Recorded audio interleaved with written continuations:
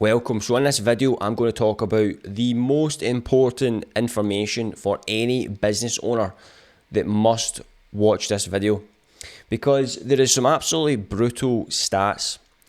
Right now, 90% of business owners right now today are currently aggressively scaling a business, working 80 hours a week to scale a business which is mathematically designed to bankrupt them. And it's sad and it's painful. If they just knew this math in this video, it would save them decades of wasted effort and wasted allocation. Let's look at the absolute graveyard of victims. 35% of businesses survive 10 years. So you get a 65% failure rate according to the BLS report. Can you imagine you work for 10 years in a business for it to just be liquidated? That is 10 years wasted. Time that you won't get back, an investment you won't get back, just gone, incinerated. This is the sad, brutal reality for so many businesses, because the owners don't fundamentally understand their job. And you think, how can I possibly say that? Well, I can, because a CEO thinks their job is drive sales up, manage the staff, deal with marketing, deal with tax returns, day-to-day operations. That is not the job of a CEO. The job of a CEO is capital allocation. Every single year, they have to make a decision. Do I reinvest in this business or not? That is that simple. That is that simple. Do you know what? 90% of business owners do not even know how to answer that question, because they trust their CPA.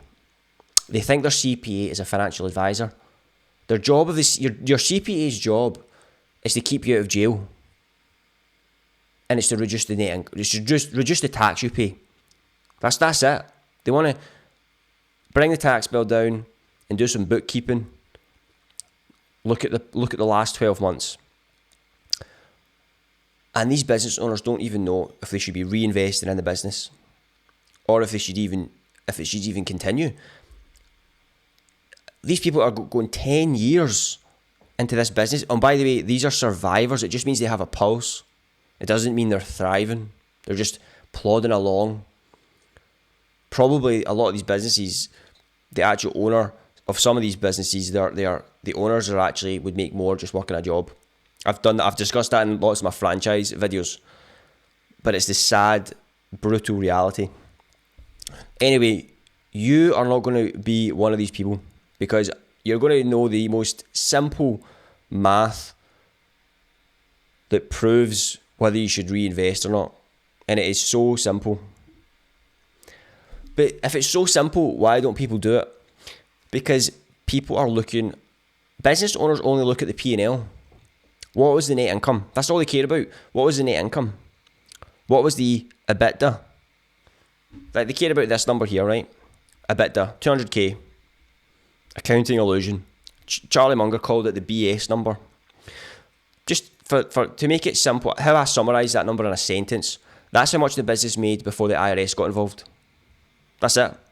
After the IRS got involved, 50k, debt, IRS, interest, taxes, depreciation, amortization. So this business here, 30k of free cash flow.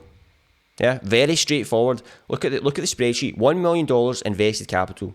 So let's just imagine it's a biohacking med spa facility, or whatever we want to call it. It makes $1 million a year, and the actual free cash flow is 30 grand. So I've used this business in another video, but I'm going to use it because what I need to hammer home is cash returned on invested capital. That is it there. 3%. Okay, 3%. So this is a capital prison. Capital prison. Why is it this number is so hidden? Well, it's harder to find. It's harder to find actually, because especially businesses that have been going on for a while, and it's just all the numbers are obscured. It's on the balance sheet. You can find it on. I'm going to show it in this video. But the point being is, this person would have made more of a yield if they invested in a US Treasury bond or a Treasury bill, even just a T-bill. $1 million in a T-bill, they would have yielded more than the business. The most important thing that tells you to reinvest is you, at the end of 12 months, you go, right, what was the CROIC? Ask the CPA. Ask the accountant. What was my cash return on invested capital? Okay. And if they can't answer it, that's fine. I'm going to show you at the end of this video. Okay, the simple truth is, you just look at that number and say, would I get a higher return in the stock market? Yes or no? Yes. Okay. Well, I'm not going to reinvest in the company. I'm going to take the money out and reinvest it in the stock market to the Nasdaq. We can get an average, averaging 20%, S&P 10%. Or if the business has debt, we pay the debt first. It's that simple. It's that simple, but people are so blind to it. Because there's no way these people would be working a business for 10 years, 15 years to then surrender the business after that. Why would they do that? Why would you work for 10 years and then after 10 years go, yeah, you know what, this business actually doesn't work. It took us 10 years to figure that out. At the end of the first 12 months of that very first, the year of the business, they could have went, right, let's look at the CROIC and this will tell us right away what this business is. So we look at it and it goes, right, we invested $1 million and we got 3% of actual cash back yield. Okay, so what do we do with that? We don't liquidate the business. It's generating cash. What do we do with it?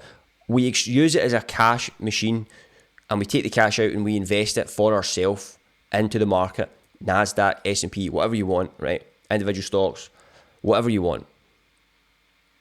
Because you can take that money and give it to another company, let's just say Google, and Google can turn $1,000 into $1,500 to $1,000 easily. But business owners don't do that. They look at the P&L and go, okay, I know what we need to do. We need more revenue. We need more revenue. We need more scale. Let's expand. So they expand, they take out debt. All the numbers double. Great. Guess what? You still have the same CROIC. We're getting 3% now on $2 million invested. So what have we done there? What have we achieved?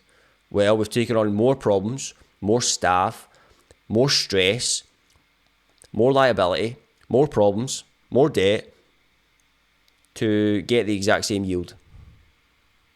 Okay, so that's how you don't do it. And then what the business... Okay, so this is the other thing they do.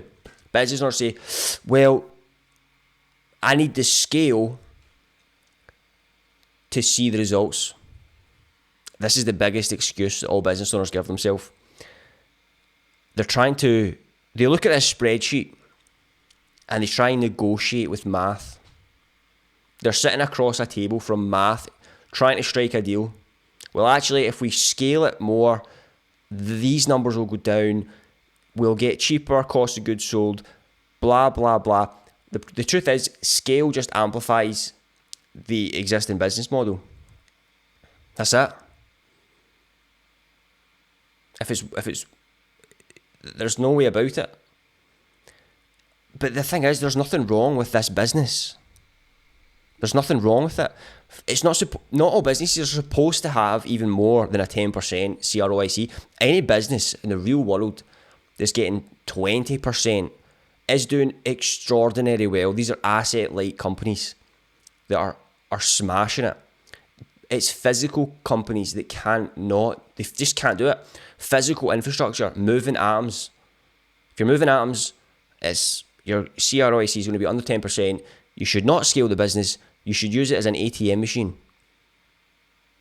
Pay down the debt, use it for what it's for, stop reinvesting, and that's it. But that's not glamorous. See, that's not glamorous. What we need is we need 20 locations to post on Instagram, because that's glamorous and we can walk about and flex. The problem is, reinvesting so aggressively in this company, you're literally may as well light the money on fire. Because after we account for the money supply getting expansion by 7% annual, we're literally lighting the money on fire every day the business opens up, trying to scale it aggressively. So this person doesn't listen to me and says, you know what, I don't care what that guy says on YouTube. I'm going to scale it all the way to 20 million and sell it to a private equity firm. So they take on more debt, 19 million of debt. So we got $20 million of debt, 20 million revenue, EBITDA sitting at 4 million. So they're like, cool, I can sell this for 20 million. Okay, well, the buyer buys the assets, they don't buy the liabilities. So after the company pays off all its debts, net worth is 0. So they've worked for 10 years scaling this business, and it's been suffocated by its debt burden and its low cash return. So it's just been wasted. It's a waste of 10 years. And it's easy for us to look at a spreadsheet and say, well, this is obvious. To me, you're looking at the numbers and this is so obvious, but it's not for a business owner. It really is not obvious because they can't see it. They're so caught up in the day-to-day operation and the grind, just thinking, just grow by any means. And it's not the answer. It's better for it to be a smaller business, profitable, and that's it. That's fine. We're not all supposed to be game B operators. People think they're playing the same game as the biggest companies in the world, and it's crazy. It's absolutely crazy. So what happens is they see public companies, Tesla, Uber and Facebook, Meta, all these big companies, and they think, right, we need to do what they do. So they trade equity, they give up equity to their companies, and they try and grow it, they try and get investments, and their business was never designed to do that. It was designed to just be a cash generator, and there's absolutely nothing wrong with that. Where there's two games going on with business. The businesses are to be monopolies and take over, be a winner takes all, and the rest of the businesses which are just cash machines for the owner. So here it is, right? Here it is. This is how you work it out. It's on the balance sheet. So total debt, total owner's equity, excess cash. So that's your invested capital. Then, what's the operating cash flow? Maintenance capex to keep the business alive, to maintain the revenue, replacing things, machines, vans, trucks, whatever it is, equipment. Free cash flow. So it's invested 500k, and it spits out 100k. That's a 20%. So yes, it does deserve your money on that occasion.